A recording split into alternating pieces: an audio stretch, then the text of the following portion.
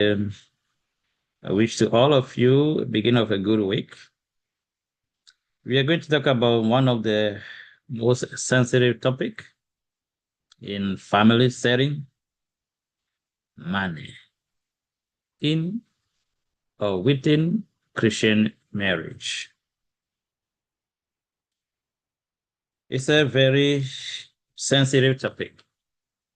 Unfortunately, as a Christian, we are missing out so much and very little we are paying good attention to it. And it's really influencing our life almost in everything. Now, number one cause of divorce in America is financial problem. So that means we cannot overlook that. Now, I would like to say from the beginning, it's not really about money, it's about management. Money problem is a management problem. So anytime we are lacking money, we need to think quickly about mismanagement. So it's not about money. Money is just the expression of a lot of things that we are not managing properly. Yes, you might have some exception, of course. Sometimes God might allow it for some specific reasons. Just make sure that you're managing right and it's okay.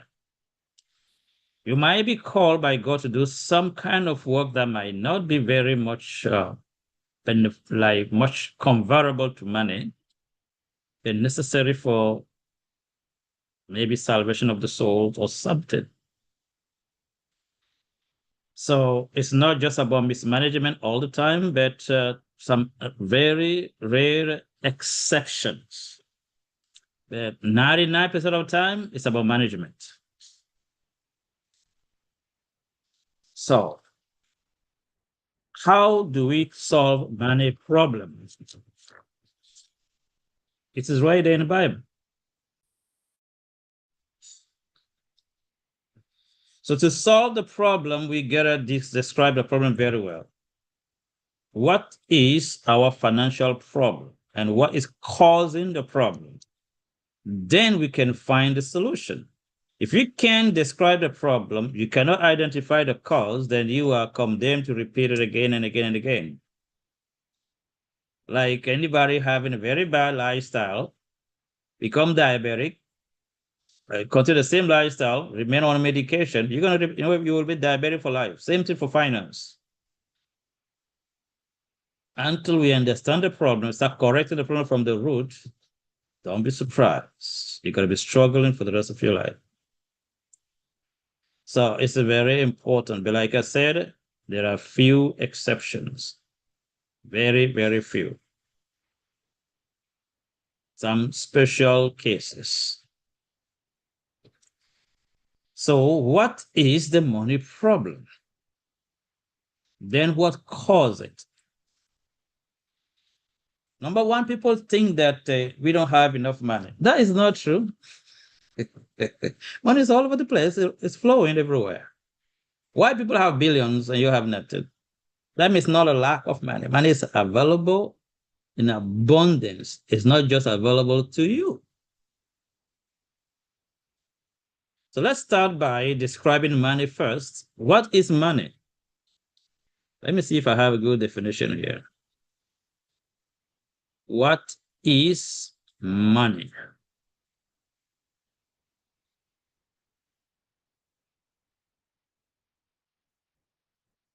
What is money? I have a little definition about what is money. According to my little definition, money is the conversion of value of the thing that was properly managed. So that is true money. You convert value of the things that have been properly managed, then you have money. So anytime we are having money problem, we need to look at value problem and a management problem. Yes, so put something right here. That could be accepted. Some definition, I wanted to read it with me, that's why.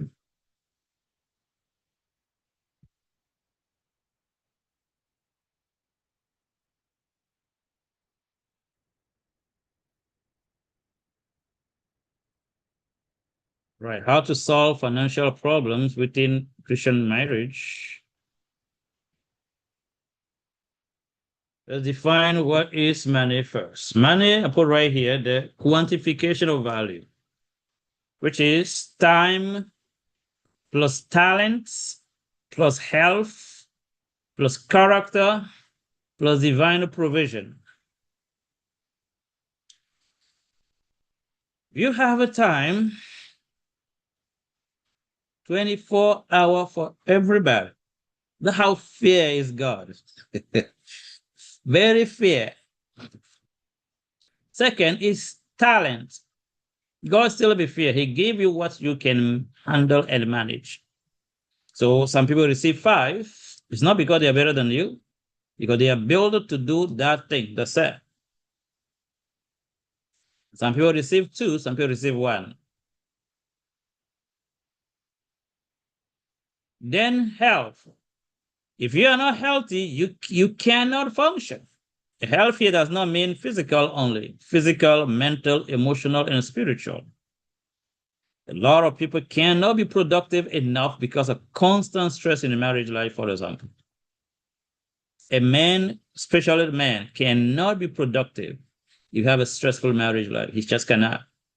Because when you are under stress, your frontal lobe, your reasoning place, the thinking process is locked. Your creativity is numb.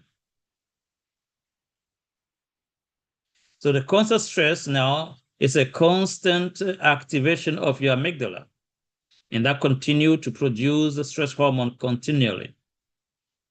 You'll be surprised. For years, you can't move from where you are because you are living a stressful marriage life. And that will be expressed through what? Lack of money. The problem is the money? No. Problem is a stressful marriage life. That's one thing. Some of us, we are stressed in marriage, and then we don't have any spiritual life either. We are slave to a religious system. And next to that, we are physically unhealthy. Diabetes, high blood pressure, any kind of troubles. And next to that, we have low self-esteem, mental issue. We think that we are not good enough. We think that God loved other people and blessed them a lot. He didn't love us. And all of this confusion is a problem. Next one is character. That is the biggest of all. Character is the sum of the principle ruling in your mind, expressed through obedience or disobedience. Laziness, for example, is a serious defect of character. Being lazy, being inconsistent. You are not consistent in anything you're doing. You do a little bit and give up. The next one is you are not persistent. You are not focused until it is done. You try your best, I'm tired of this, and give up. Oh, don't be surprised. You're going to follow you for the rest of your life. It will follow you. A lack of determination. These are deep stuff of character. People will easily give up on anything because they do not develop the strong character of persistence, of perseverance, of courage, of patience, of determination, of consistency. If you are a person that is ready to give up quickly, I can predict your end very, very fast because you're not going to stand anything. Everything good in life requires a lot of persistence, perseverance, determination. You realize whatever is of a high quality necessitates serious processing. Anything. Anything that have a very high value. Look at gold. No, you take a lot to get a gold. You gotta go and dig the mud, like the mud, find the gold in river, whatever, dig and find it, mine it, wash it. It go through a whole lot of process. Then the gold need to go through fire to refine and remove the dust from the gold and get a pure gold. It's a whole lot of process to get that little gold. That's why gold is expensive. Same thing for diamond. When it's come to human being, when you put all the effort, it's going to take you time, consistency, determination, sacrifice, everything for you to build something. You have to go through the heavy processing. Christian character does not happen overnight. Take years for that for Moses to build the character needed for his work. 4 years. Learning patience with the animals and family and everything upside down. Until finally he have a character that Christ says, the meekest person on earth. It requires a lot of process. If you are not consistent, if he was not consistent and just gave up, he would never be called the meekest person. So whatever is great require serious processing, painful processing. Character is a big deal, very much big deal. I'm talking about character, people all talk about, oh, happiness, patience, long suffering, great.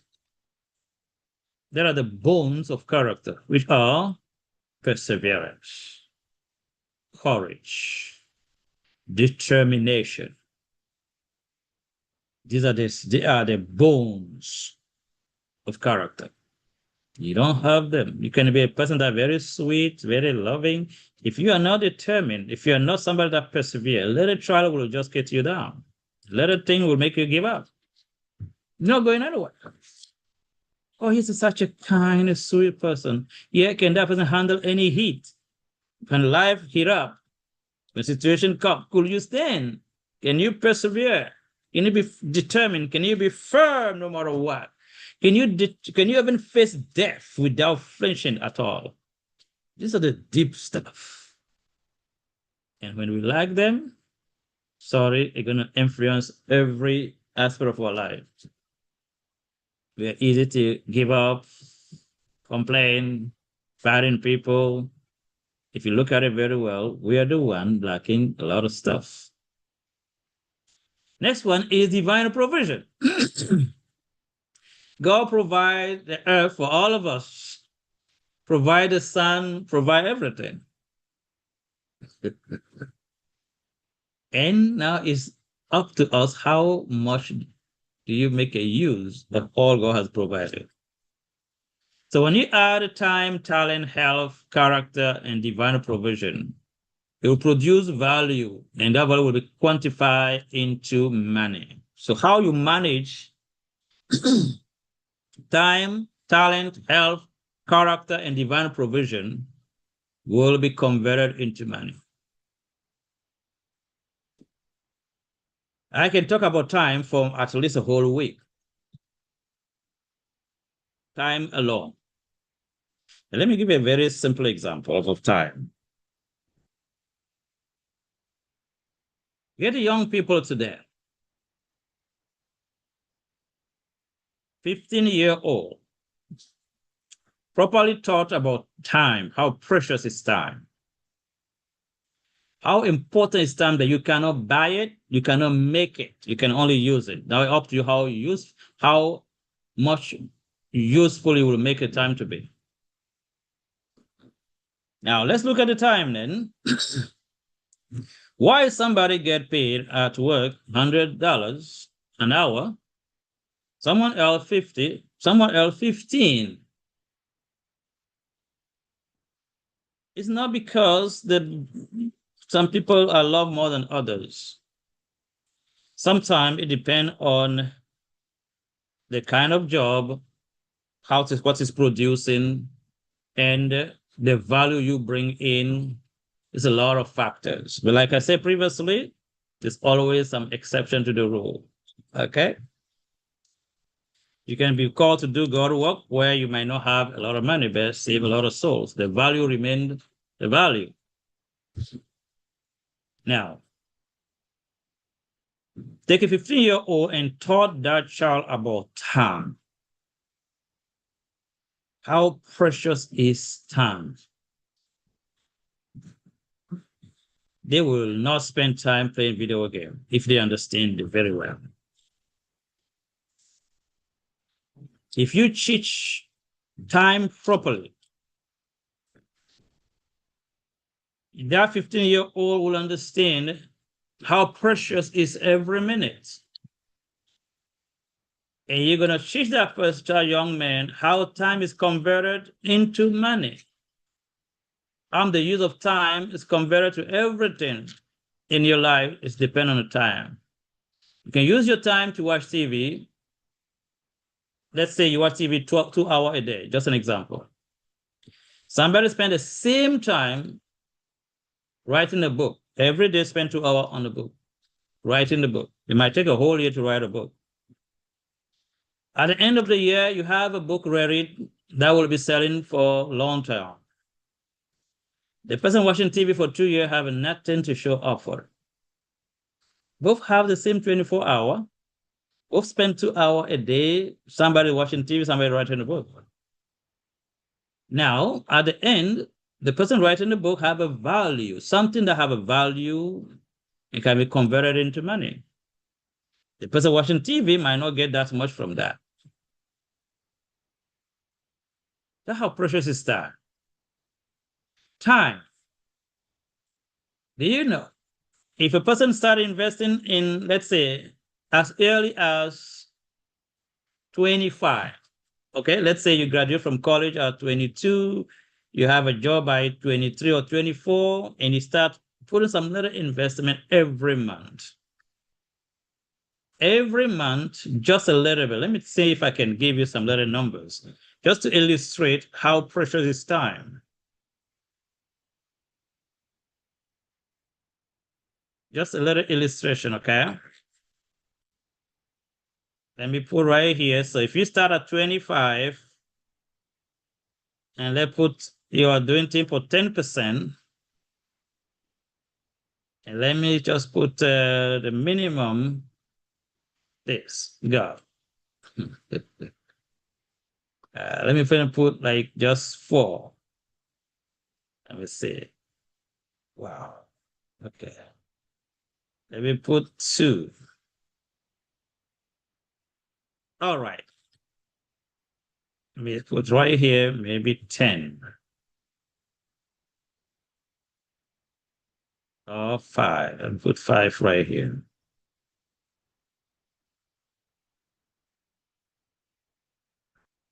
Okay, that's fine.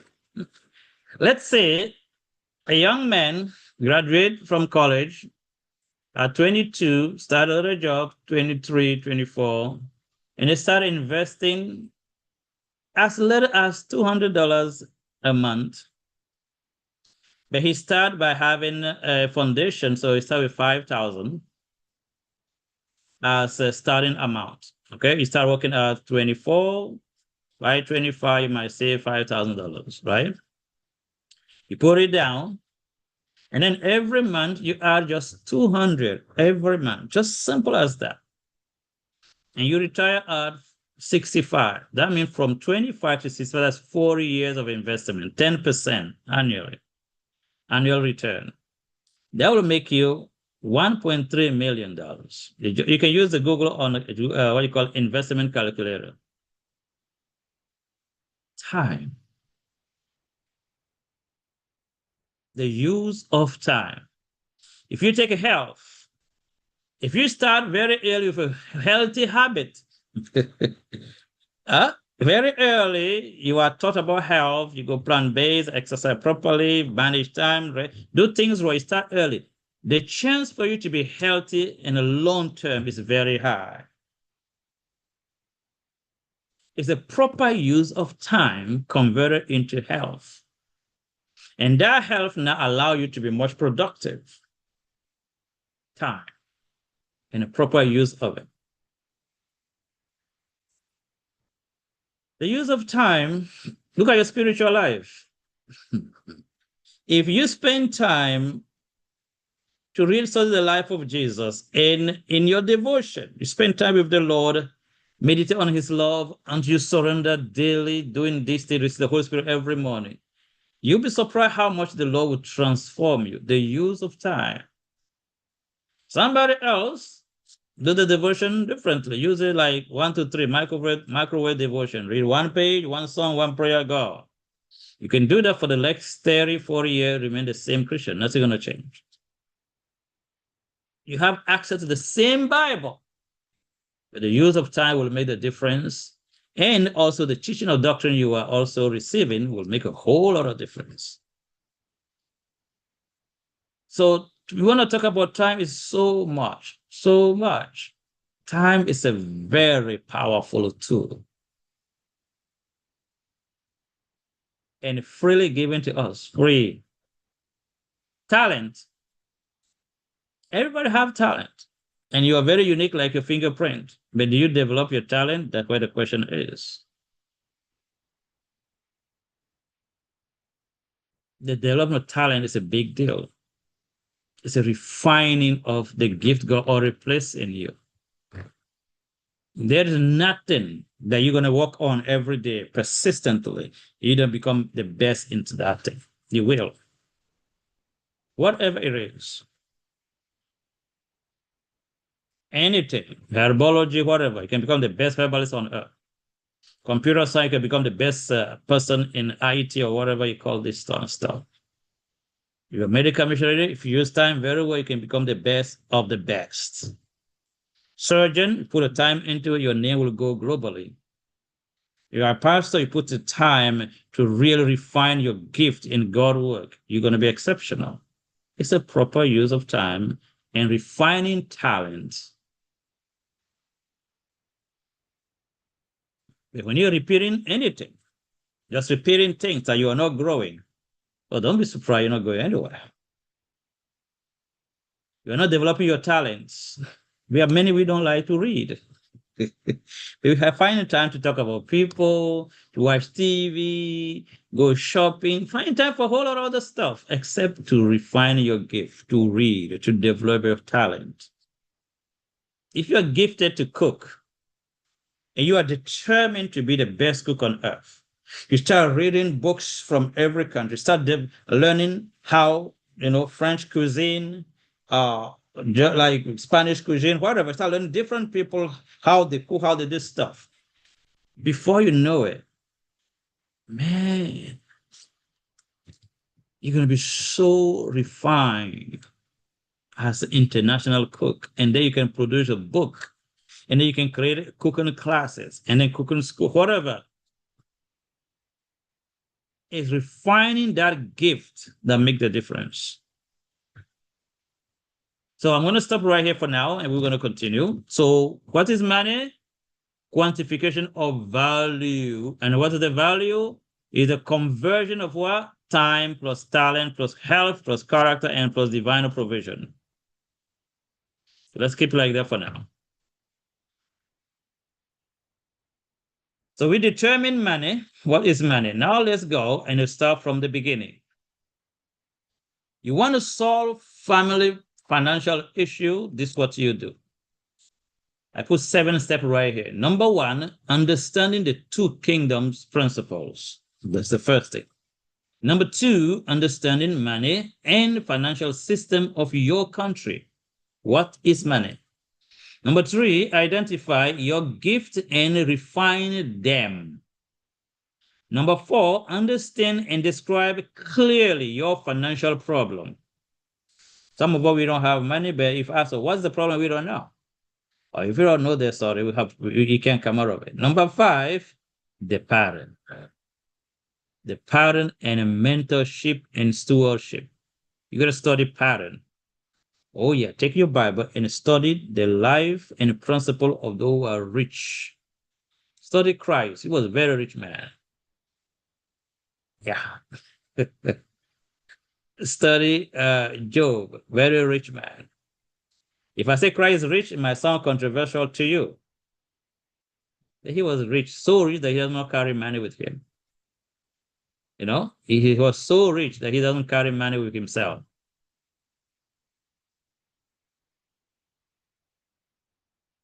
For example, rich people have access to the best healthcare, right? Best doctors. Christ, he just pray and you are healed. So he is rich. If you are rich, you can eat the best meal. The man can multiply the food for everybody, 5,000 people. Huh?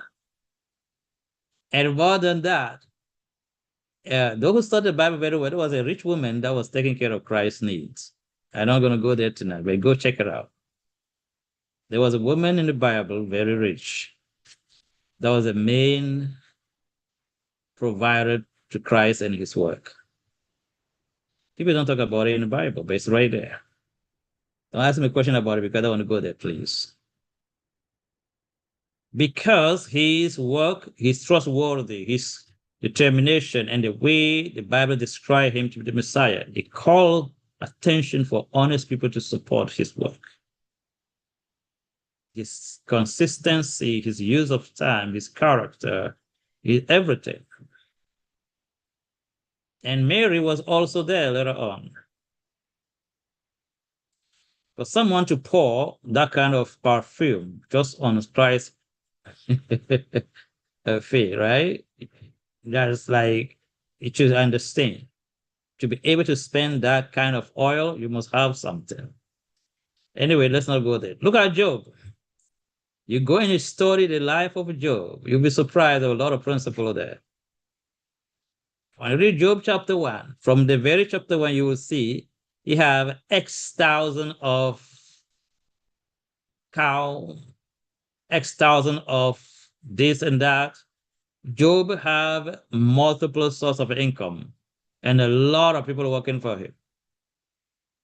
That means Job thinking, he thinks so big that he need God and the people to do it. Some of us, we just have a small brain. Is that true? No. You have a big brain, but you think small. That is the fact. And we are so selfish that we do things we can only do by ourselves. Oh, Lord, let's help us. If you are doing things that you can only do by yourself, you are selfish. It's not going anywhere. Your thinking must be so big that you need God and the people to fulfill it. That's why job will always make people poor. Because you go to work by yourself, do it and come back. Those who create company, do things, they can do it by themselves. They're going to hire a lot of people. They're going to be in prayer if they're Christians, all of them. The employee, no. There's a lot of selfishness into that. And we don't go there today. Look at Abraham. You read very well, Abraham have multiple sources of income as well.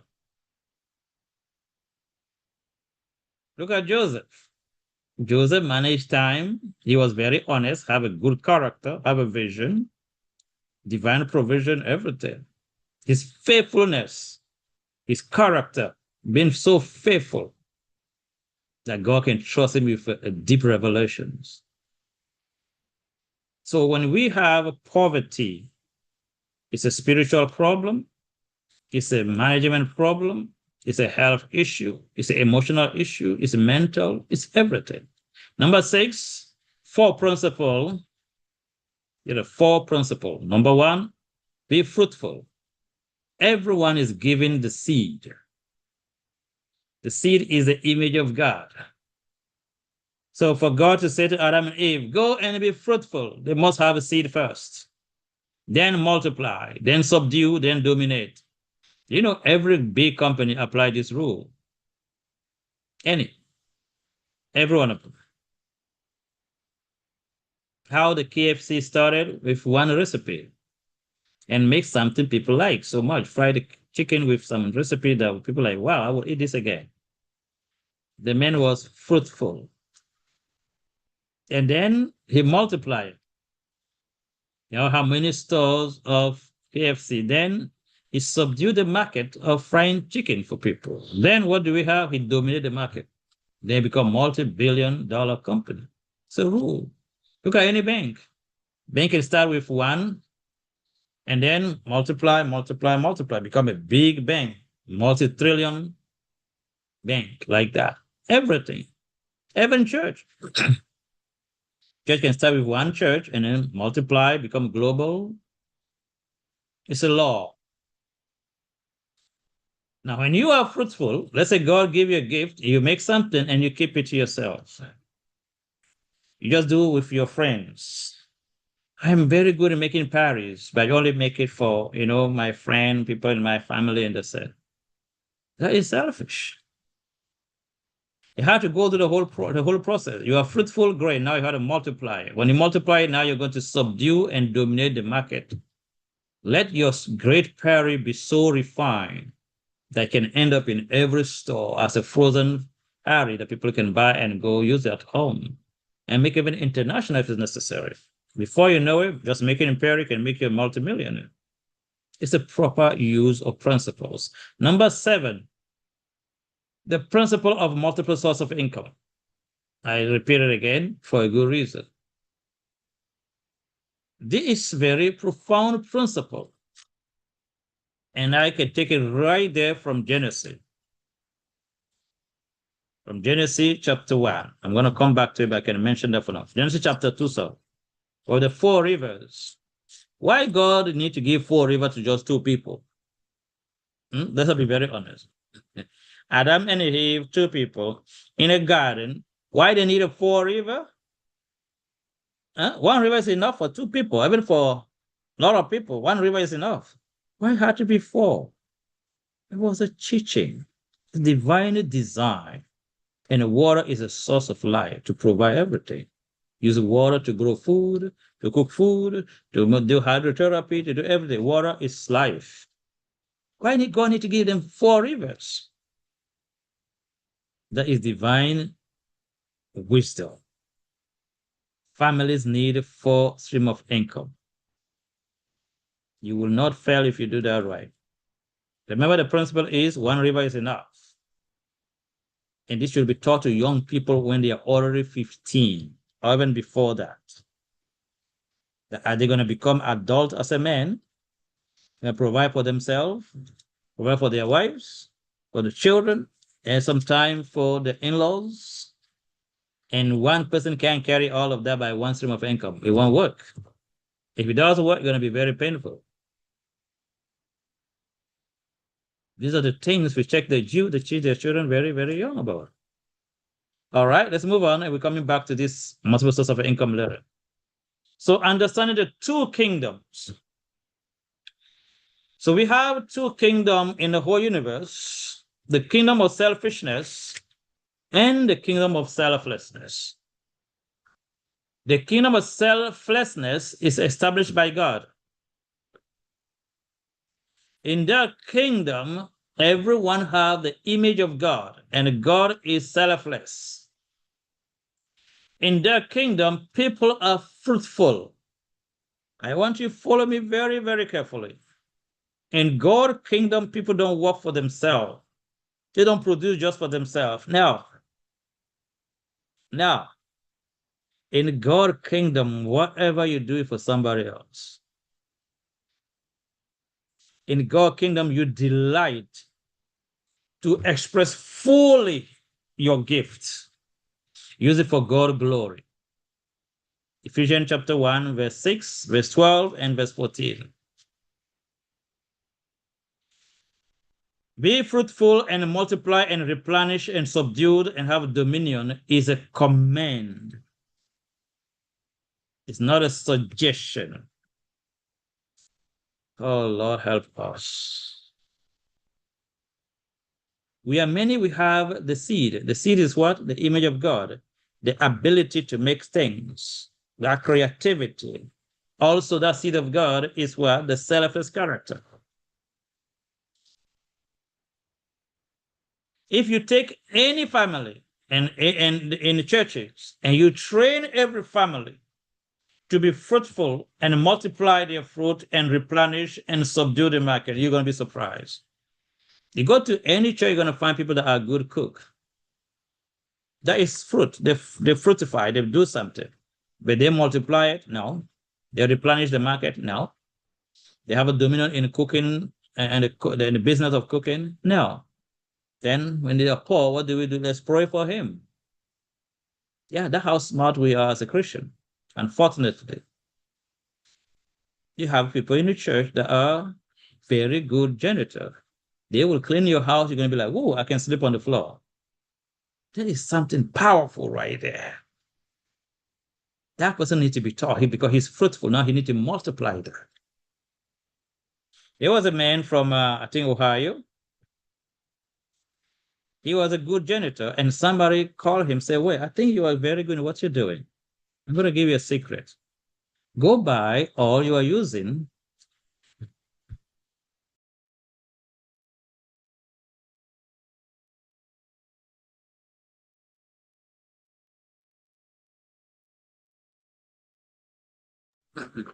So he bought all the product he needed.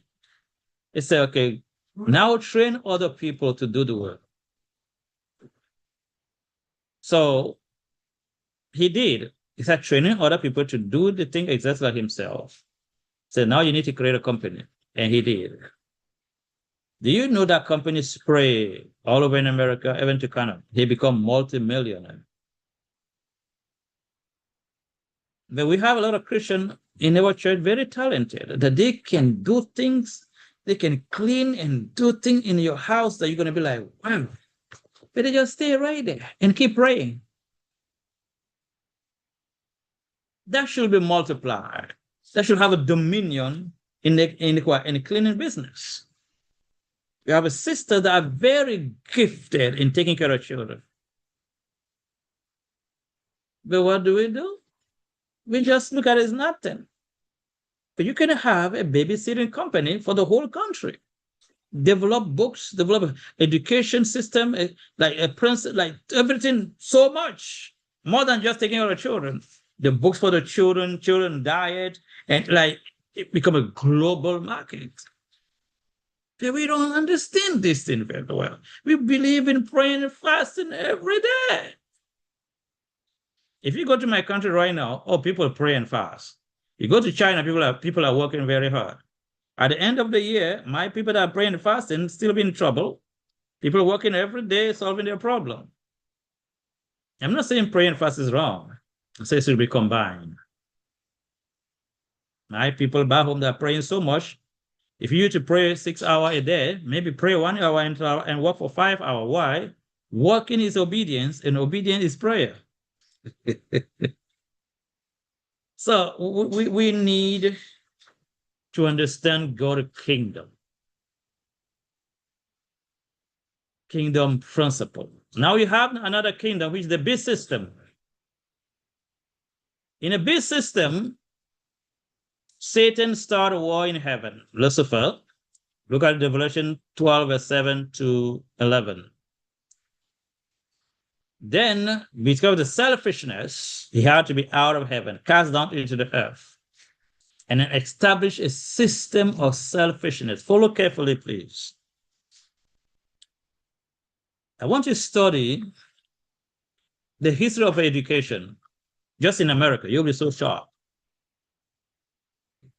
In 1700 and 1800, the Rockefellers and those who want to be very rich in this country, they influence the educational system, and they are determined to educate people to work for them. The selfishness at its very core. Education should be, follow carefully, please, according to God's kingdom, people should be educated to do what? To refine their gifts and be fruitful and multiply and replenish and subdue with their gift. So if you are gifted with agriculture, Great. Now you got to become what? You got to multiply your farm, replenish, become the large farmer, the biggest farmer in America, for example. That's how people should be taught. Whatever you do, you keep it small, don't be surprised of the results. It should be so big and have the mind of dominion, not in a selfish way, but in serving many. That is the whole point.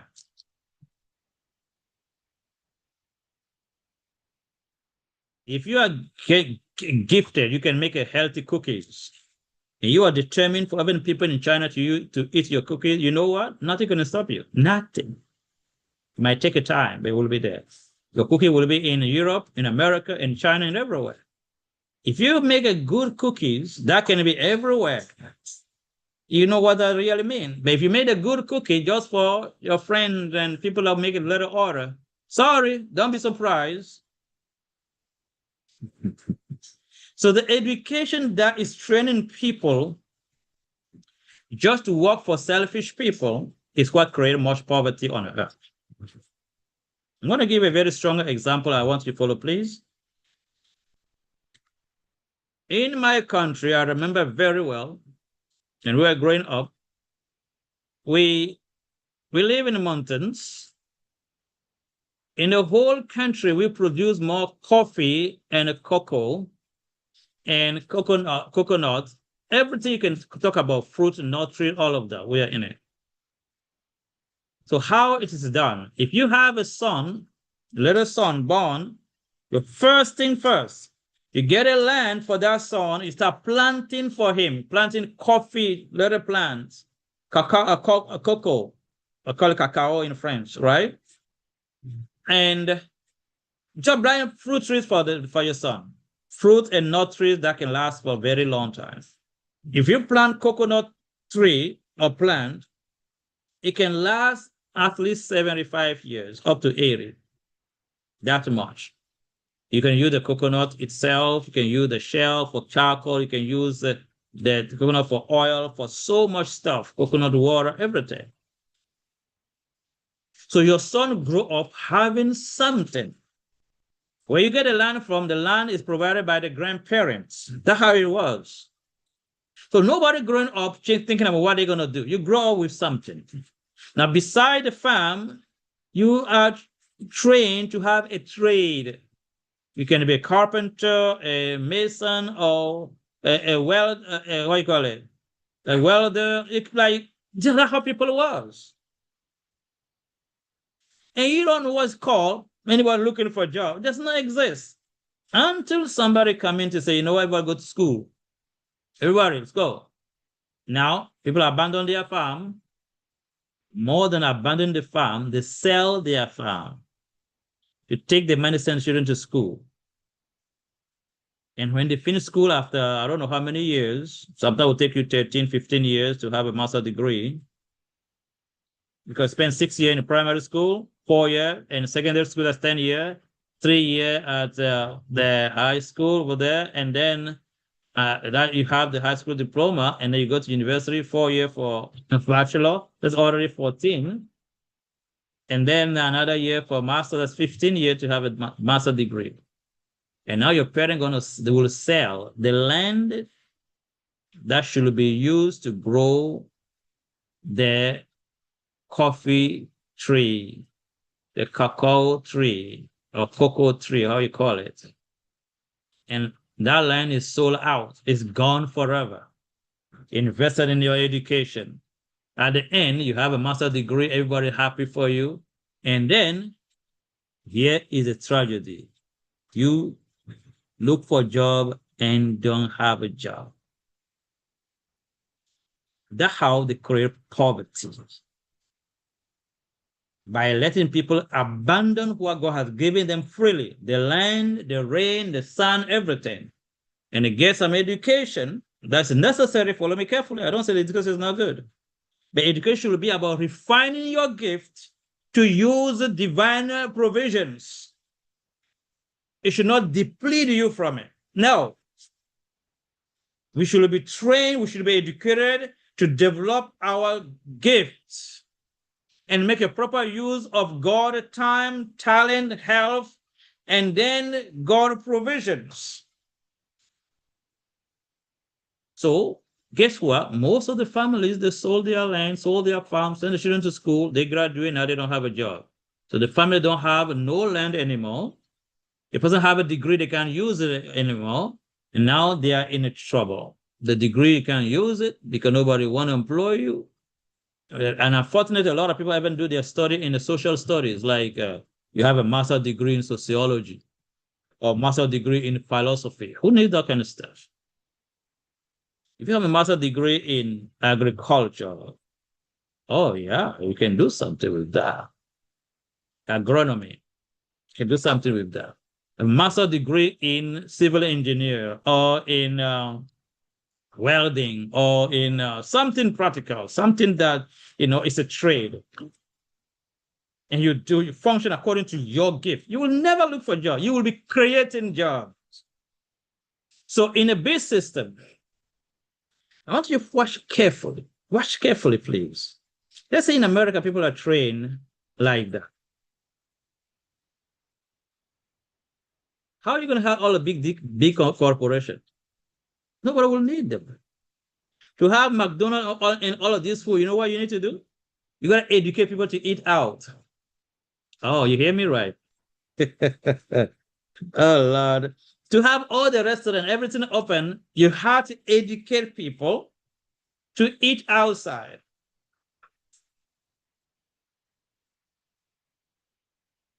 You go to another culture where people are not educated to eat out. Do you know in many other cultures, eating out is a shame? Yeah. You can eat out maybe in the morning, but just eat out in a midday like that. That means something's wrong in that house. Somebody's not providing and somebody's not cooking. You see? So you gotta break a lot of stuff to create a system like this.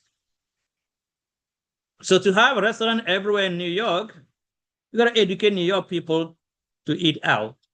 To force them to eat out, increase lifestyle so much that they need to be working so hard, they don't have time to cook for themselves. Then you can have a restaurant in every corner. They create this kind of stuff. And then you got to also educate people into unhealthy eating. If today you educate very well every American family and people don't want to eat McDonald's food, guess what? McDonald's will close down. So you got to re-educate people to just eat and make them addicted to it. It's a whole lot of things to set up like that. That is just about food. Go for anything else, same thing. So they have to educate people into a system. Next one, in Babylon, they create a lot of way to consume. You got to be heavy consumer. Let me give you an example. They sell diamond ring. So if you're going to sell diamond ring, what you got to do? You got to educate people that if you want to be engaged, you need a diamond ring to engage. Our grandparents get engaged without any diamond ring. So if you go to sell diamond ring there, nobody buying it. Are you hearing me? I want you to see that most of the business, they educate people into it. They're going to have a diamond ring that costs $30,000, $40,000, $50,000 or more. Some young men will go and ever take a loan to buy a diamond ring to propose. Why? Because somebody has educated women that that's how it should be done. We don't have it, but we need to make it, fake it, find a way to do it. Wedding should not be that heavy, that expensive. No. Vacation, a lot of things are created. More than that, look at this: birthdays, holidays, Christmas. If you take a family of 5, husband, wife, and 3 children, or let's say 4, a family of 4, husband, wife, and 2 children, that's the minimum, right? How many birthdays are you going to have for all? 4. Then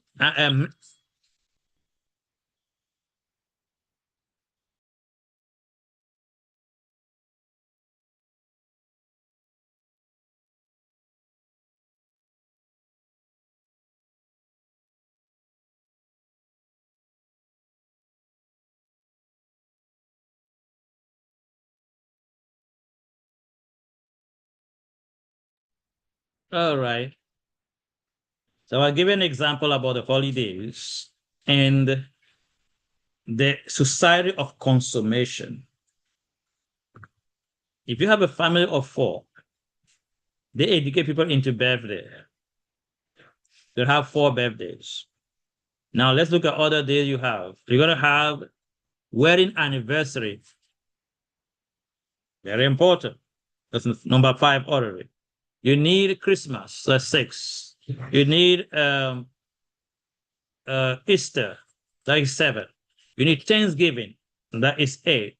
You need what you call the other one? You have a whole bunch of them. And then if you look at also visiting other people's birthday, everything, at the end, you got to add graduation. And if you count very well throughout the year, you can easily have 20 holidays, very easily.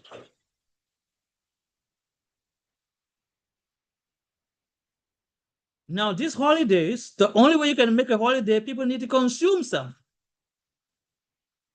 Do you know the month of December, especially the last week of December, that most of the sale goes up in many stores?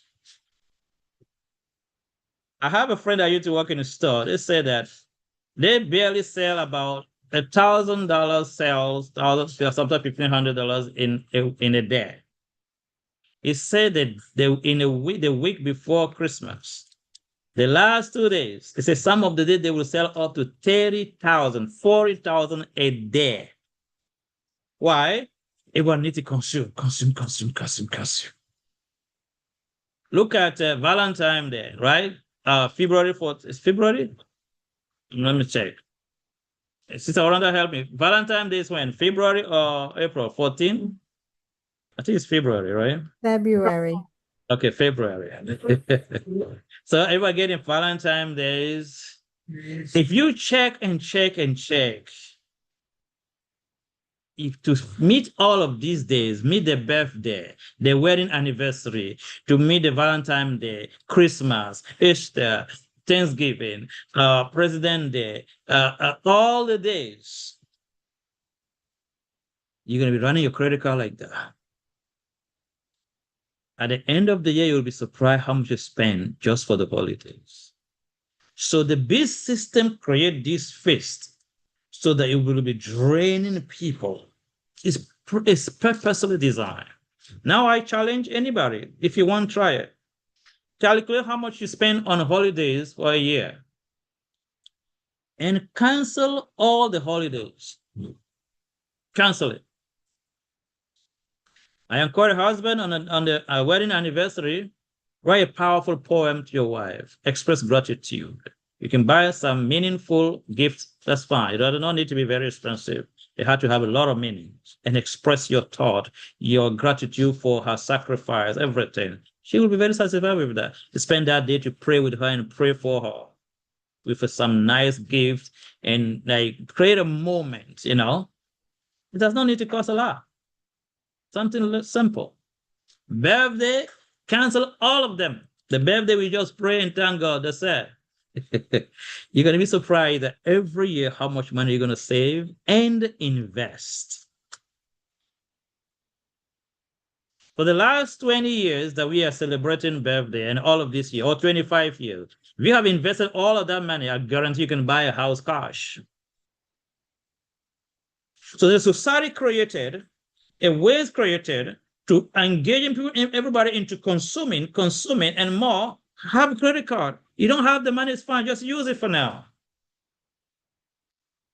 Not only they want you to consume, now they want you to consume what you don't have and tie you up in a debt.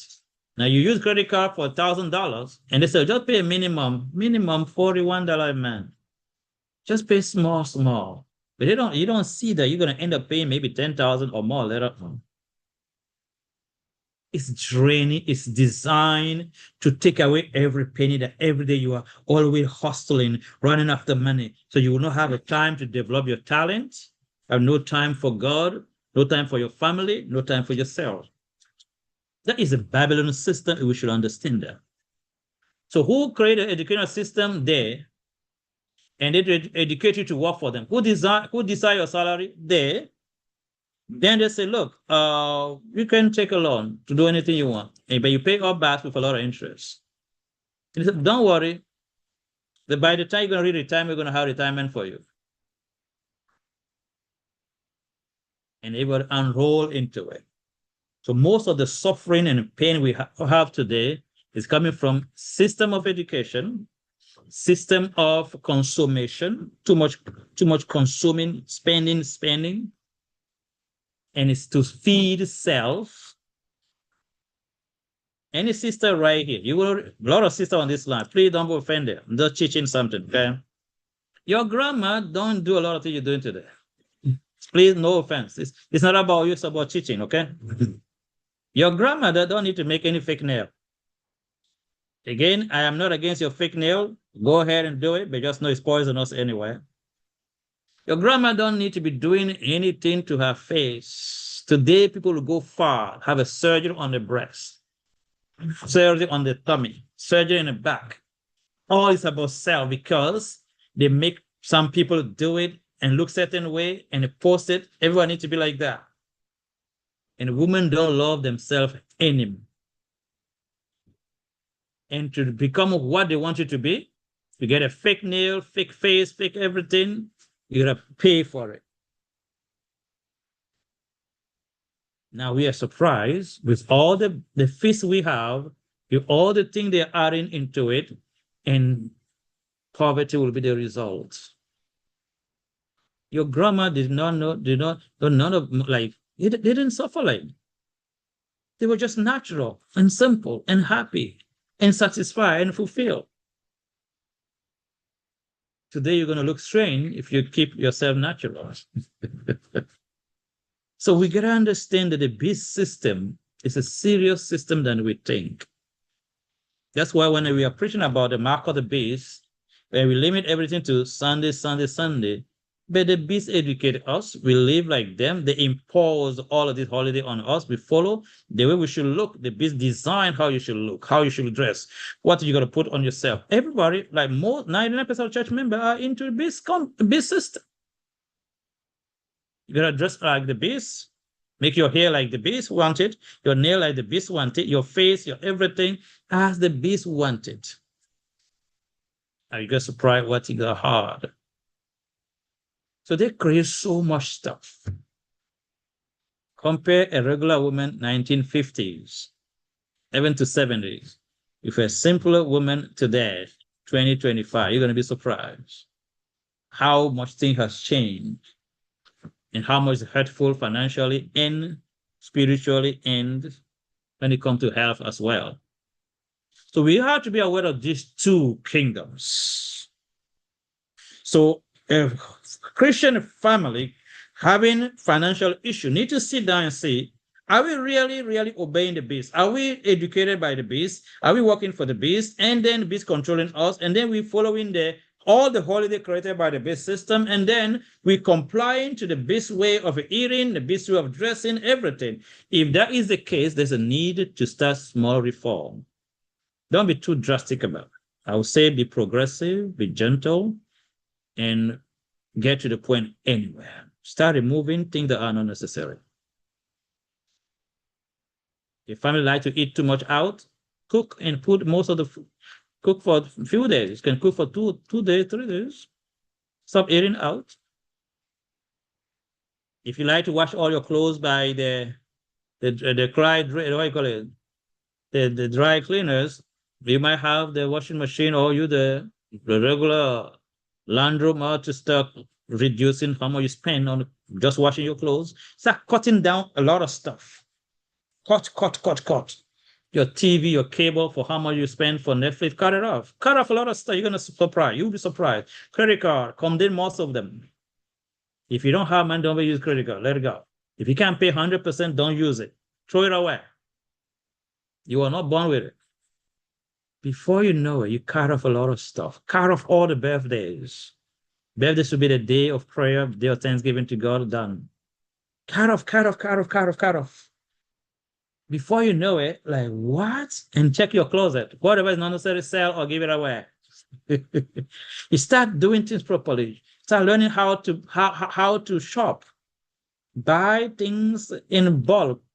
You gotta eat white rice, buy in bulk. Eat chickpeas, buy it in a bulk. Start saving money on food, saving money on everything. Health. Start living healthy, save money on health as well. Everything, start saving. Go God way, you're going to be surprised. Then, next one,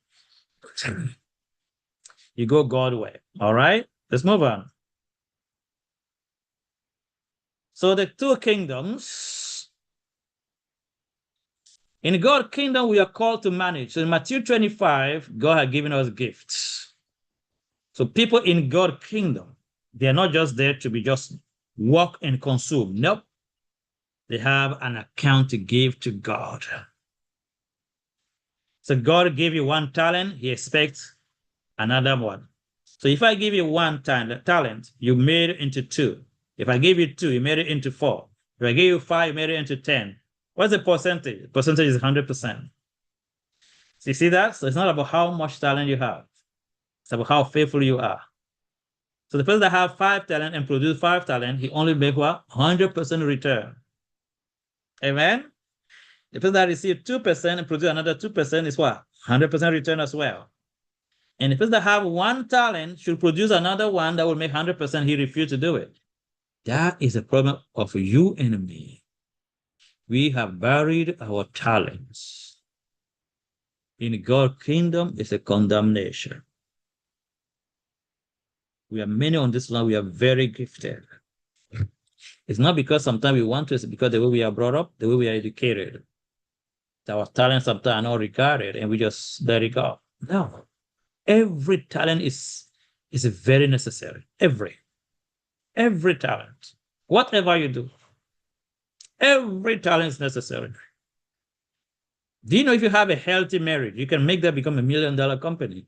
Are you hearing me? A very healthy marriage. Create an education for marriage. Create a marriage counseling or a coaching for marriage. And then publish books. And then start assisting marriage practically to help them to come out of their trouble, come out of debt, come out of health issue, come out of a conflict and a marital problem. You'll be surprised how that thing can blow up. We have everything. I mean, every single thing we have them. Because we are not taught that everything is a talent that should be what? Should be rendered to God 100% return. If you are a sister on this line, you are very healthy. You know that's a gift right there. It's a great talent right there. You say, I am 70, look at me, and I'm going to teach you how to be healthy. You'll be surprised how many people will follow you. I challenge anybody on this line right now. You are 70, healthy, and good looking. Make a video, say, I am 70 years old. This is my blood work. I'm healthy. And I want to teach you how to be healthy. Put it on YouTube and start doing that every day. How you live, how your sleep pattern, your food, your exercise, your this and that, how you handle problems, your spiritual life. Develop whole class on how to live long and healthy. You'll be surprised. And publish a book on it, create a class on it, do everything. I guarantee you, in a 1 year time, you'll be surprised. A lot of people will be blessed and they will also send you money. Why you're not doing it? Because you're not taught. Because you don't think that you are accountable to God as well. That's our problem.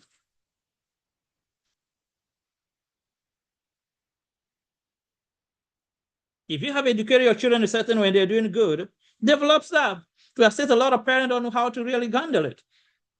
Publish a book, create a class, create a training, create everything to assist parents. That's it. If you are a great cook, guess what? Create a cooking class. If you're good in singing, there's a family on YouTube. They have about 800,000 followers. Husband, wife, and children, all they do on the channel is singing. You know how much you make from a YouTube channel that have that kind of followers? A lot. More than 2 jobs. If you develop a cooking channel, whatever channel, today we have no right to be struggling if we are properly using our time, our talent, our gift, and everything right. Maybe we need to create some kind of platform like that just to develop people. All of you have something to offer. Some of you know how to take care of your hair and your skin. What? That's a huge business. Teaching women how to keep their skin healthy, their hair healthy. Hey, they will pay you anything. Are you hearing me? Oh, Lord, help us. Okay, let me move on. So all I want to say here is God expects from every one of us 100% return on the gift he has given us. Every citizen receive a gift and must multiply it. So you gotta multiply, you gotta be fruitful, multiply, subdue, and dominate. God wants 100% return. Let's move on. Then we explain money orderly. Now, your whole identity, who you are. So when you understand the kingdoms, you understand money, the next thing to get right is right here. Number 3 is what? Identify your gifts and refine them. So you got to know who you are and your gifts. Right here. You got to know exactly your whole identity and who you are, and then the gift God has given you. Number 1, you were created in the image of God with the ability to make stuff. God did not give us a chair. See this chair right here? He gave us a tree and a set. You get there, you get from the tree a chair. He gave us the brain, his image of creativity. You are also the image of the first Adam and the second, and much more. There's a problem now. We have been damaged by our society, by our family. So you got to be aware of things that are influencing you. Number 1, your family. Number 2, yourself. Number 3, your religious system that promises you heaven. You can suffer for now, but you're going to go to heaven later on. You can be poor now. You're going to heaven later on. So, but don't worry about that. And number 4, your society. These are the 4 entities that mess you up. And they make Peter only a fisherman. So you got to come out of that and let God redesign you. Then we went through how to be a proper steward. So we are given to manage God's image within us, manage our health and our Christian life, manage time properly. Genesis chapter 2, verse 1 to 3. God tells exactly how to do, what to do. Okay, Adam was asked to manage the garden, to multiply, to bring things, to be fruitful, everything. And number 4, talents. We are given a lot of gifts. Number 5, people. Now I need to pause. I want to say something. Do never forget this one. You got to learn how to manage people, including yourself. Otherwise, you will suffer in life. What do I mean? Be very careful that the most precious thing on earth is not gold, it's not diamond, it's not money, it's people. People that Christ died for. People created in God's image. Develop good relationship with people. If it happens that you have an issue with somebody, fix it. Humble yourself, apologize, fix it. We are very poor in managing people. Be so open. You'll be surprised. God will send people your way in everything. If you're so selfish, depend on your own self, oh, you are set to suffer. Literally. Develop character. People can trust you. It's more than money. Have a good reputation. Protect God's image in God's glory and God's image properly. Some of us on this line, you take money from your brother, You never return it. And more than that, trying to like blackmail his like, really? No. It destroys your reputation. And tomorrow when you need it, you don't know where to turn to. Some of it is the way we talk to people. The people will avoid it. When they see your call, they're like, no. We are many, we are bitter. We are many, we cannot hold friendship for long. We are many, we talk about our friends outside and they hear what we say and they disconnect us. We are many, we are like that. We are mismanaging. And this have a lot of problem. If you don't develop relationship properly, you don't manage people properly, whatever talent you develop, it's not going to work. Why? You're going to serve people. Yeah. So we got to learn this very much well. Now, if you are someone open, somebody faithful, somebody honest, do you know how many people would like to consume your service? Let's say you are a good adventure with a good reputation. You have a landscaping business. People will prefer you to clean up their garden, everything, than calling anybody in the world because you are faithful, you are honest, you are sincere, you have a good reputation. But if in your church, people know that you talk too much, people know that you are in all the business, that you are not honest, you are not faithful. You have a landscaping business, nobody's going to call you. Why? You failed to manage people right. Oh, managing people is a serious stuff. Most of the poverty in the church is a pastor that is incapable to manage the people right. Oh, you hear me right. Because all we think about is our little salary and they say, wait for heaven. It's wrong. The first thing any pastor should do is to push the member to refine their gifts, is to train them. Even made the church invest in talents of the members. Do that, I guarantee people will love you. Even your enemies. This is a secret. Focus on developing people, refining people, transforming people's lives. That's it. Nothing is much rewarding than that. When people can call and say, Pastor, thank you, you changed my life. And they know, yes. Take your time. Manage people. Encourage people. Talk to someone until their life change. Some of you are very gifted to do that. You will encourage someone. Go for it. You're capable. You can do it. You keep pushing. The person will do a lot of things in life. They're going to come to you one day. You know, you make me do all of this in my life. Really? Yes. You have encouraged me. You have a prayer. Thing you said to me make me feel like I can do it, and I did it. What did you do? You have managed people right. So in managing people, take the example of Jesus. He took the disciples from everywhere. He managed them right. He make a fisherman a great apostle. All of them become great and powerful. That is management. That is the first work of every pastor in the church. But we fail. We pastor have it should be in every church, a department of talent management.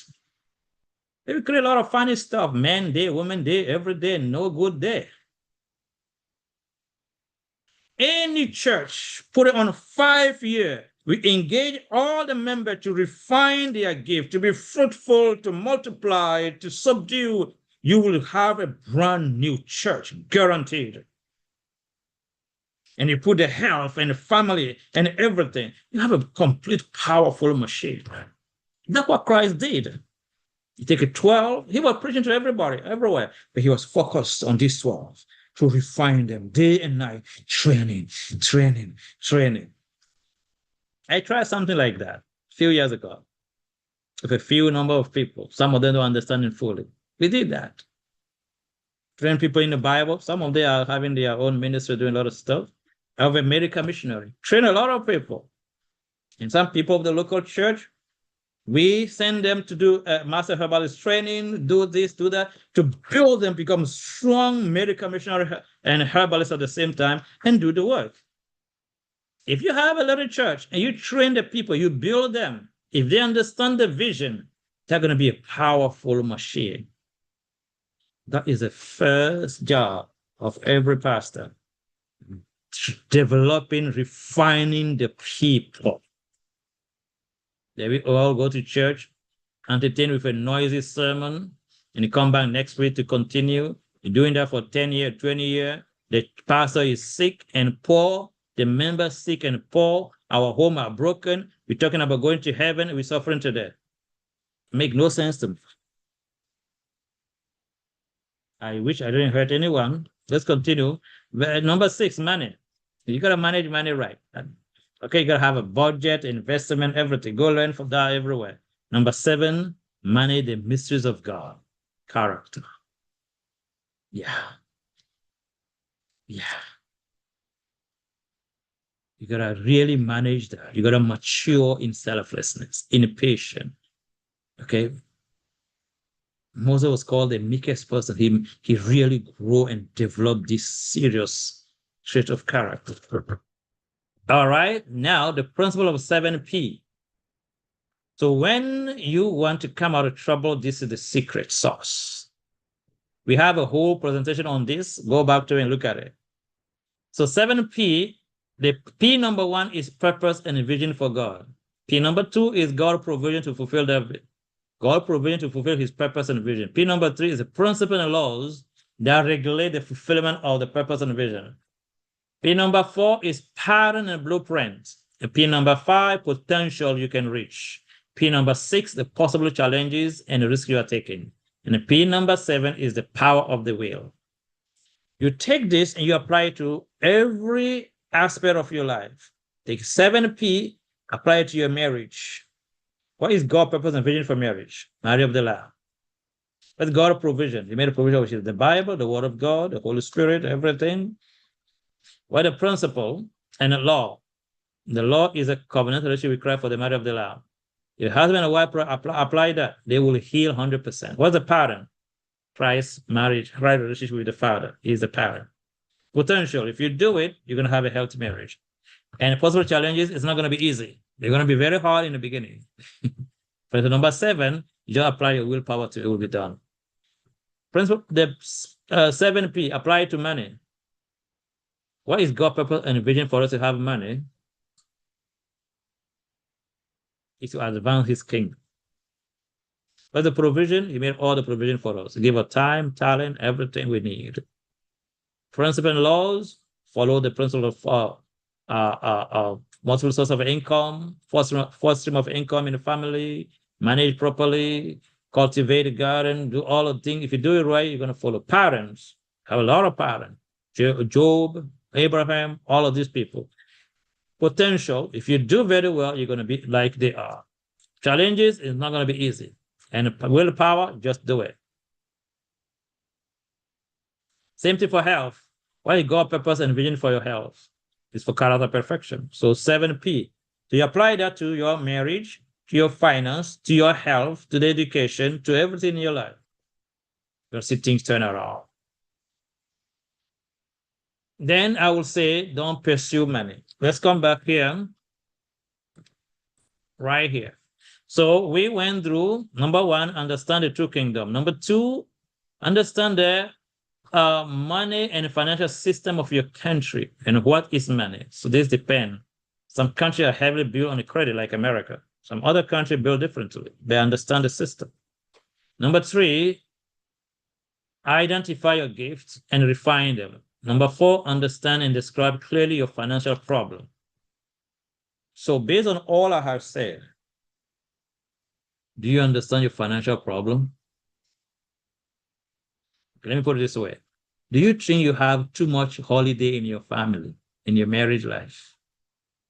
Birthday for everybody, Thanksgiving, Christmas, Valentine, Thanksgiving, all of these. Do you think you have too much of them? Maybe cut it to half, maybe 1/3, or maybe a quarter of it. Next to that, How you manage? Do you think you eat too much out? Do you think you do too much of dry clean? That's something you can do easily in the laundromat instead. Start checking. Are you are you over consuming? Are you using too much credit card? Are you buying things you cannot afford, or are you having too much? You gotta get to that level. You gotta understand your problem and define it. Do you have too much marriage issue that too much stress make both of you very less productive? Sit down and fix it. So you gotta understand clearly your marriage, your financial problem. Some of us is because we are not healthy. So we don't obey the laws of health. So we are physically unfit. We cannot do that much. Yeah. So your problem of money is not about real money. It's about your health. You're not healthy enough. A healthy man can easily handle two jobs very easily. But if your marriage lies another job, then sorry, it can't work. Having one job is too much. So you got to describe that problem very clearly. Sometimes it's all together, all the above. You're over consuming, dysfunctional marriage life, unhealthy, everything break down. So guess what? Let's fix all of it. So your problem is not really money, but it's the way you manage time, talent, your marriage, your health, too much consumption, too much like you are becoming too much holidays, cut them up. And then parent. You gotta have a parent. You want to be rich, at least be financially free. Study the life of Job, the life of Abraham, how they do things. Abraham was so a man. He had a personal private army for 300 people. You know what it takes to we're not talking about workers, they're just the army. And these men have a wife and children. Then you have people that work for Abraham in his farm, or those who keep the animal, those who does. The man was, I don't know how to say it. How he get there? Go and learn it. How he built a whole army. How he developed multiple sources of income. If you look carefully, how he feared God, how he followed God, everything. Same thing for Job, same thing. Okay? But the easiest way, is develop that. Number 4, the 4 principles. So apply being fruitful, multiply, subdue, and dominate. Take your talent, whatever you are doing, and go big. Okay? When we started the medical military training, it was very small. That was fruitful. And then we start multiplying. You see? And now we want to go much more. And then now we're doing training everywhere. Sometimes for people here over there and start going, I'm like, oh, okay, we can do better than this. Pray for it because we want to go very big by God's grace. Okay, number 7, principle of multiple source of income. So according to Genesis chapter 2, God gave one river and broke into 4. So it's a strong principle. I'm going to read it for you from verse 10. It said, a river went out of Eden to water the garden, and from thence it was parted and became into 4 heads. Number 1 is called Pison, the first river. The second one is called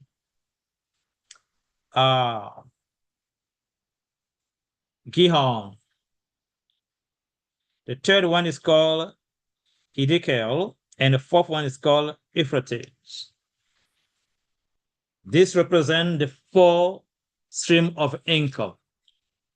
Please teach this to your young, especially the young man, that the life is no way as a man you're going to do 2 jobs to take care of the whole family. It's impossible. And if you do it, you're going to struggle. You're going to suffer. Your family will suffer. Your wife will suffer because of 1 stream of income. It doesn't work. So what do? Tell them 7 years before they get married, at least 5 to 7, they got to have 2 jobs. This is not negotiable. According to who? According to Let Me. If you are a man, you are a boy, you are a husband, listen to me, talk to your son. If you are a single woman, single mother, talk to your son very specifically. A man's life is not a joke, it's serious. You'll be very frustrated if you cannot provide. It will be hard for you, very difficult. But thank God we can reverse that. If you have young men, tell them to start 5 to 7 years. Stay home. Don't get out of your parent homes. That's another way to keep people poor. Tell a young graduate, get out of your family. You need your own place. No, you don't. Let me give you the numbers. If you get out of your parent home, you're gonna rent a place. If it's a 1 bedroom, it's gonna cost you at least $15 to $200. If you're in Brooklyn, it's $2,000 for 1 bedroom. Now, because you're out of your parent house, now you gotta have your own car. So you gotta buy a car, have a car notes. Now you need to do a whole lot of stuff. You gotta pay utility, a lot of stuff. Before you know it, you're in a lot of trouble. So what do? Talk to your parents, stay right there humble, no matter how much money you're making. Even if you're making 6 figures, stay there, don't better move. You hear me right? And get educated. Read the books on finance. Learn God well. And then sit down. If your father is a good father, can listen and do things with you, great. Let him educate you, teach you about money, learn a lot of stuff from people. 5 good years, take a 2 job. First job, take out all your bills. The second job, everything invested. Not saved though, invested for 5 to 7 years. If you are investing only $2,500 a month, every year you invest what? 30,000. Do that for 7 years, 210. Plus the interest, you're going to easily 300. You take that money and you buy at least 2 family homes. You live in one, you rent the other part. That part you rent out becomes a stream of income. Yeah. Next to that now, from your job, you're doing things, have some investment account. Can it be some REIT or whatever that return easily 10 to 15% annually? Put some little thing there every month. 500, 200, whatever. Put something there.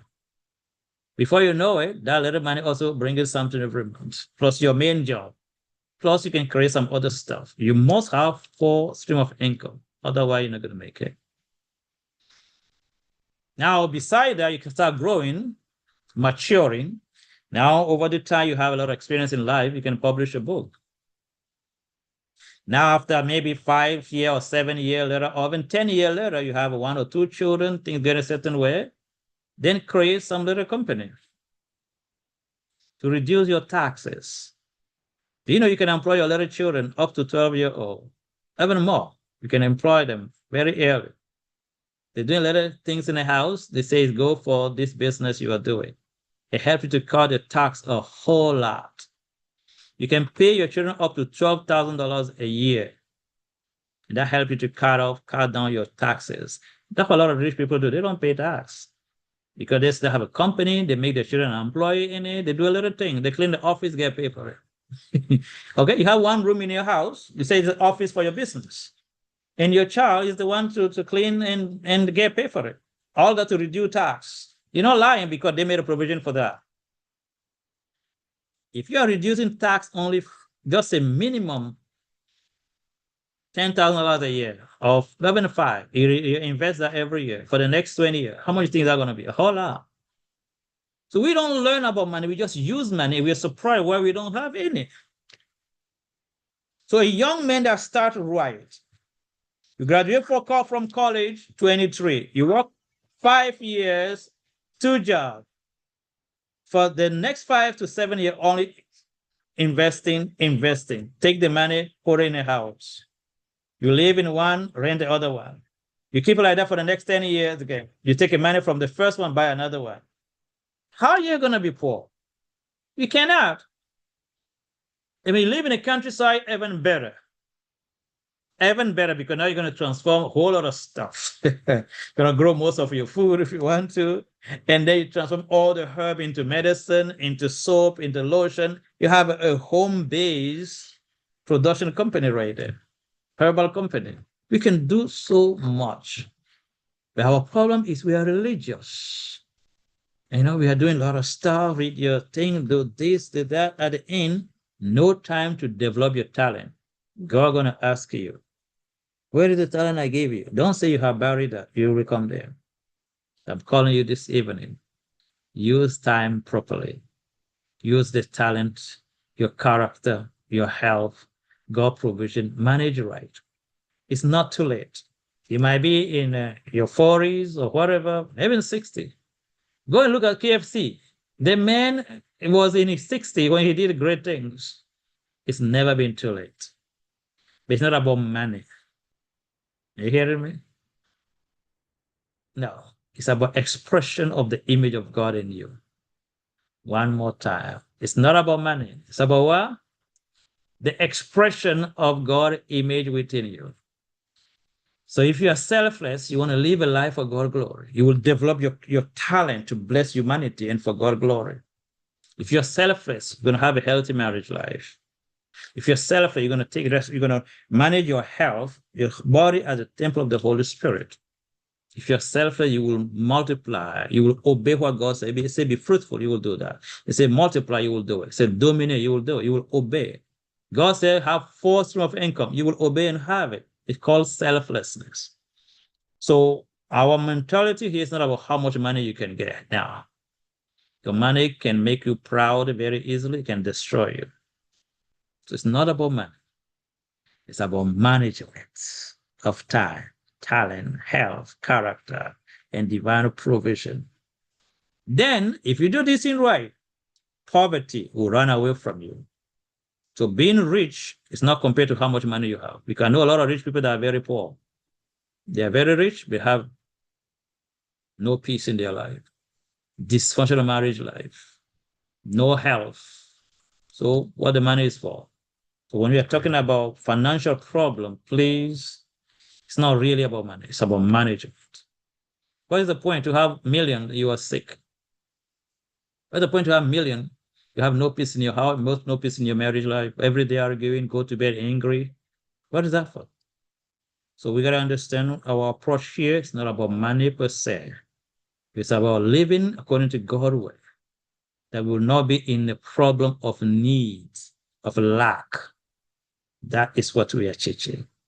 So may the Lord bless you and keep you. That you will cut off a lot of holiday you don't need, a lot of expenses for body care you don't need, a lot of unnecessary self-poisoning. Check how you manage your budget about food. You must stop eating out. How you manage your clothes. You must stop doing the dry cleaning all the time. Anything that is unnecessary, expenses, cut them off, have a time with the Lord, build a relationship, improve your marriage life, your health, manage people properly, and above all, you're going to give an account to the Lord. Amen. So maybe all, if you have 2 talents, bring another 2 to the Lord. If you have 5, bring another 5. That will be 10. If you have 1, make sure you don't miss it. Bring another 1. May the Lord bless and keep you. In Jesus' name, amen.